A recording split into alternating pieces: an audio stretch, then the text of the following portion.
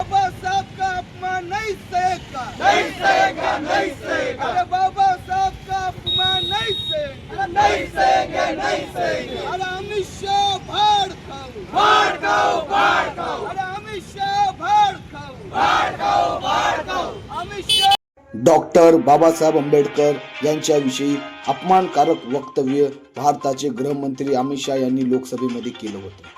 त्याच घटनेचा निषेध करण्यासाठी वंचित बहुजन युवक आघाडी व सम्यक विद्यार्थी आंदोलन यांनी संयुक्तरित्या महात्मा फुले पुतळा परिसरामध्ये तीव्र अशी निदर्शने केले आणि अमित शाह यांच्या पुतळ्याचं दहन करून या घटनेचा निषेध केला। यावेळी मोठ्या प्रमाणात युवक व विद्यार्थी उपस्थित होते।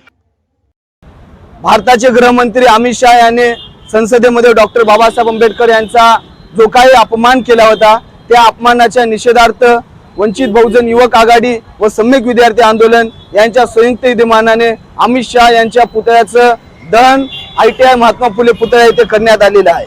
बाबासाहेब आंबेडकर यांचा अपमान कुठल्याच परिस्थितीमध्ये कुठलाच आंबेडकरवादी सहन करणार नाही।